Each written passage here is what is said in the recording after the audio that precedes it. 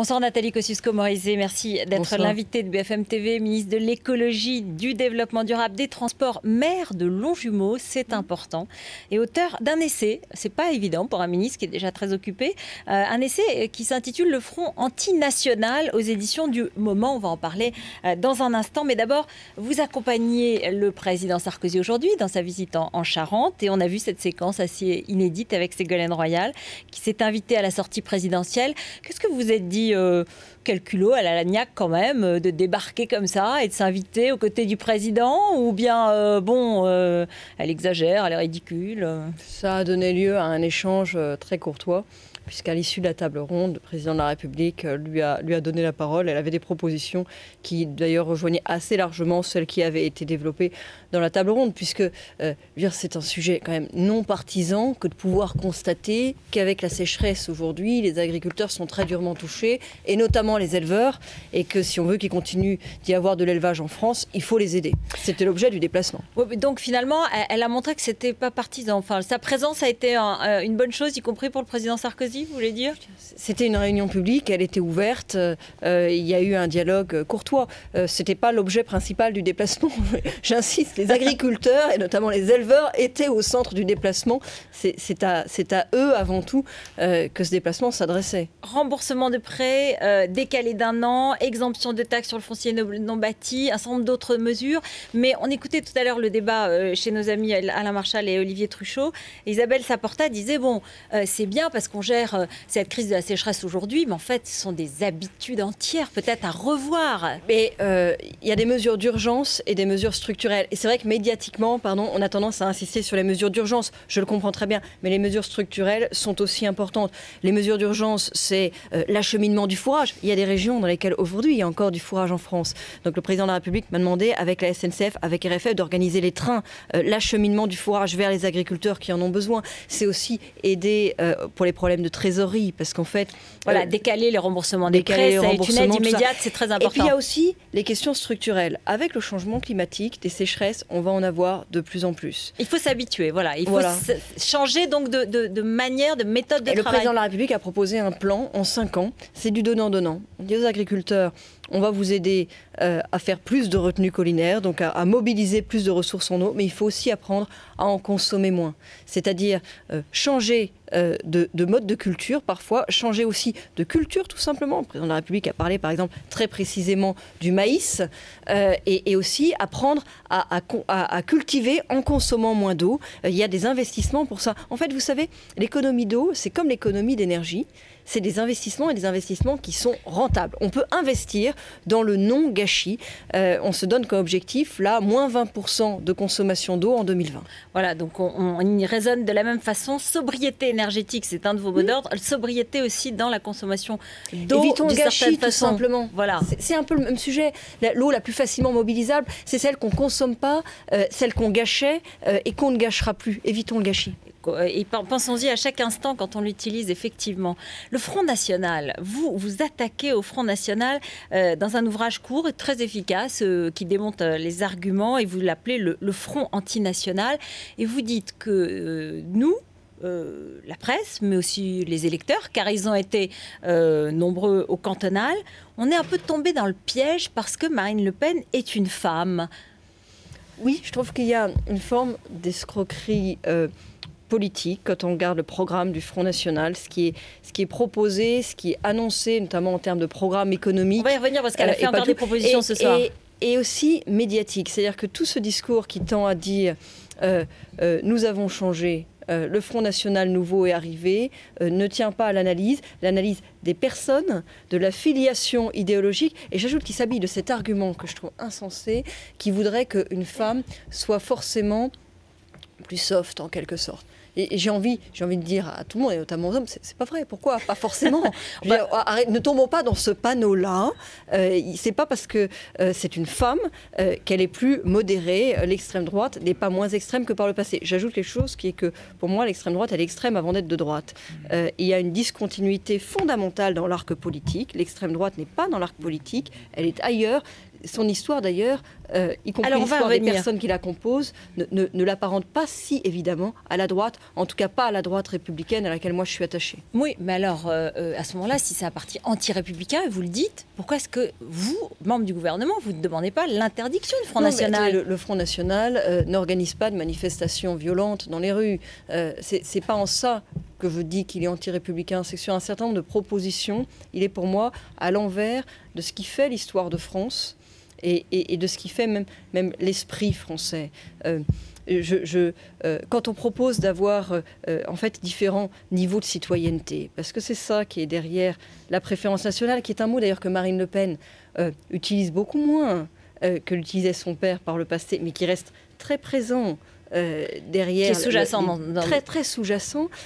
Derrière cette idée-là, quand on la décline, il y a une idée de citoyenneté à plusieurs vitesses. Par exemple, pour moi, c'est l'inverse de ce qui fait les fondements de la République. On va écouter Marine Le Pen parce que Farida Settiti et Elsa Giroud l'ont rencontrée. Elle faisait une conférence de presse aujourd'hui et d'une certaine façon, elle répondait un peu à votre livre, à celui de Caroline Fourest qui s'intitule Marine Le Pen. Écoutez. Ce type de livres, qui d'ailleurs sont des livres populophobes, parce qu'en réalité, ils expliquent que le peuple a tort, que le peuple est bête, qu'il faut absolument que des gens aussi intelligents que Mme Kosciusko-Morizet, Mme Fourest et les autres leur expliquent exactement qu'ils sont en train de se tromper. C'est de la populophobie. Voilà. Mais écoutez, je vais vous dire, Mme Kosciusko-Morizet, toute femme qu'elle est comme moi, ne crache pas assez haut pour m'atteindre. Ne crache pas assez quoi? Ne crache pas assez haut pour m'atteindre. Hein. C'est l'histoire de la bave de la blanche colombe. Dans le parc de Montretout, à Saint-Cloud, défendre le peuple, c'est amusant. Non mais c'est populophobe alors. Je trouve que cette idée de s'assimiler, de se déclarer soi-même comme porte-parole du peuple est quand même grandiose. Enfin, regardez le parcours, l'histoire personnelle de Marine Le Pen. Élevée c'est un parc privé, il me semble, le parc de Montretout à Saint-Cloud. C'est pas vraiment les quartiers difficiles. Et d'où se déclare-t-elle porte-parole du peuple? Si vous regardez précisément son programme, c'est la ruine du peuple. Alors justement, elle propose de créer aujourd'hui 500 000 nouveaux emplois industriels grâce au protectionnisme et au rétablissement des frontières. Ouais. Alors, regardons le programme économique de Marine Le Pen. L'essentiel, c'est la sortie de l'euro et la mise en place du protectionnisme aux frontières, la mise en place de barrières douanières. Ça ne créerait pas 500 000 emplois. La sortie de l'euro. Aujourd'hui, on a une dette qui est de 1 500 milliards d'euros. Elle est détenue à 2/3 par des créanciers étrangers. Si vous sortez de l'euro, et vous sortez de l'euro pour dévaluer, ça a été annoncé, vous fermez la France, en fait, et vous créez le franc, vous recréez le franc et vous dévaluez. Automatiquement, votre dette s'augmente. La dette, elle est financée par l'impôt des Français. C'est-à-dire que vous êtes obligé d'alourdir les impôts. Vous vous retrouvez dans une situation d'inflation galopante. Vous avez les taux d'intérêt qui augmentent. Tout ça, ça donne quoi comme résultat? Ça donne en fait des classes populaires et des classes moyennes appauvries, des gens qui n'arriveront plus à acheter leur logement parce qu'avec les taux d'intérêt qui explosent, c'est pas possible. C'est présenté, si vous voulez, agréablement. On se dit, on va pouvoir réacheter la baguette avec des francs. Ben, la baguette avec des francs, elle coûtera plus 1 franc. Elle coûtera 6 francs 40 plus l'inflation dans un pays qui aura été fermé, qui aura été appauvri. Un jour, c'est nous qui aurons besoin de l'aide du FMI. Nathalie Kosciusko-Morizet, vous accepterez de débattre sur BFM TV avec Marine Le Pen? Elle a dit oui. Mais j'ai dit que j'acceptais de débattre avec Marine Le Pen, bien sûr. Elle a dit qu'elle accepterait de débattre avec vous aussi. Eh bien, le rendez-vous est donné. Rendez-vous est pris ici même avec nous. Merci, c'est tout à fait noté et on va l'organiser absolument. Un mot, vous dites aussi qu'il faudrait que, pour montrer dans le fond que le Front National a changé, il faudrait qu'elle exclue son père? Non, je dis que ça paraît quand même assez provocateur. Je dis qu'on ne peut pas à la fois dire que les choses ont changé, ou passer le message de manière même pas subliminale, que c'est plus du tout pareil, ou le faire passer par d'autres, parce que c'est le discours que tient par exemple quelqu'un comme Gilbert Collard, et en même temps garder tous les anciens, et endosser, comme elle le fait, cette filiation idéologique. Il faut savoir, ça a changé ou ça n'a pas changé. Les choses pour lesquelles son père, par le passé, avait été mis en cause, elle les relève, elle les retient, elle les assume ou pas. Il faut le dire. Aujourd'hui, son père est président d'honneur du Front National. Il est président d'honneur du Front National. Est-ce qu'on peut considérer que le Front National a changé dans ces conditions. Donc vous lui poserez cette question, voilà, vous lui demanderez de le clarifier dans notre prochain débat que j'espère organiser ici. Un mot quand même, parce que vous dénoncez ce climat, ce qu'elle dénonce, elle demande la fin de la binationalité, elle dit la préférence nationale. Mais quand vous entendez Claude Guéant dire les Français à force d'immigration incontrôlée ont le sentiment de plus être chez eux, où il dénonce l'échec des enfants d'immigrés, où il veut réduire l'immigration légale, dont vous dites que c'est une des richesses de la France, et vous citez, je dirais vous-même, comme fille de famille polonaise française, comme un des exemples. Vous n'êtes pas mal à l'aise, vous n'avez pas le sentiment que ça fait... Pardon de vous dire, mais je trouve que dans vos discours, il y a une confusion entre les thématiques et les convictions. Il n'y a pas de thématique réservée. Il n'y aurait pas l'immigration ou la sécurité qui serait les thématiques réservées du Front National. Pas plus d'ailleurs qu'une thématique comme l'écologie serait réservée par la gauche. Il faut pouvoir parler de tout. Et moi, j'ai une ligne sur ces sujets-là, qui est celle du président de la République en 2007. Sortons de l'immigration subie pour aller vers l'immigration choisie. Parce que c'est une façon aussi d'être fidèle à notre vocation, qui est l'accueil, et l'accueil avec l'intégration. La République française, c'est ça, c'est l'intégration. Une immigration choisie, ça veut dire que, en fonction des circonstances, notamment économiques, en fonction de notre capacité à assimiler, notre capacité à proposer des emplois, on accueille plus ou on accueille moins. Quand Claude Guéant dit situation de sortie de crise, pas de malaise. C'est pas pour vous, il n'y a pas de malaise avec Claude Guéant. Moi, si on me disait il faut plus d'immigration, c'est l'immigration zéro, et c'est l'étranger qui a tort et qui est responsable de nos maux, je dirais là on n'est plus dans ma droite à moi. En revanche, qu'on puisse parler de tout et qu'on puisse dire immigration choisie plutôt qu'immigration subie, oui, on est dans ma droite à moi. C'est la droite républicaine, et je pense que c'est celle qui accepte les vrais débats et les vrais sujets et y apporte des vraies solutions. Parce que c'est là que je dis que le Front National est une escroquerie. Alors, c'est qu'en fait, quand vous regardez le programme... Voilà, vous nous l'avez expliqué. J'ai deux questions pour conclure. Jean-Louis Borloo, il s'y voit déjà, vous le connaissez très bien, il était votre prédécesseur au ministère de l'écologie. Nicolas Sarkozy est très dur avec lui, il dit que c'est un grand diviseur.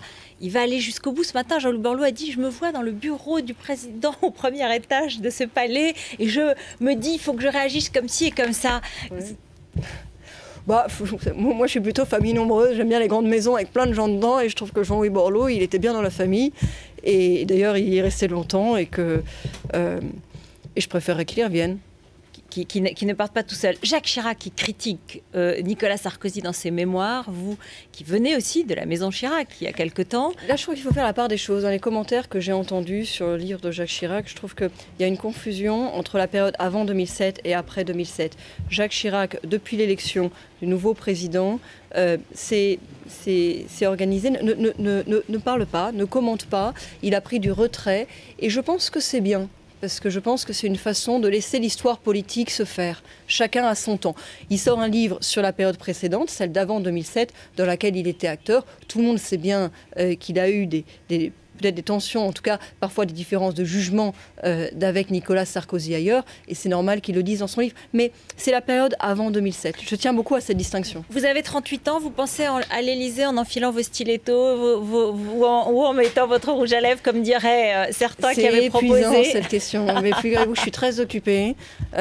L'écologie, le développement durable, le transport, le logement, la sûreté nucléaire, oui. La mer en ce moment, on est en plein dans les journées de la mer, et ça m'occupe à plein temps. Bon, mais les femmes politiques, vous l'avez dit, ne sont pas si différentes des hommes politiques, n'est-ce pas? Donc elles pensent aussi à l'Élysée 15, 20 ans, 10 ans avant. Les femmes politiques ont le droit d'avoir des ambitions comme les hommes politiques, heureusement pour les femmes et heureusement pour les hommes. La société est faite de ça. Merci à Nathalie Kosciusko-Morizet. Merci à tout à l'heure. Donc après le journal de Mathieu Coache, notre invité Noam Shalit, le père de l'otage franco-israélien Gilad Shalit. À tout de suite.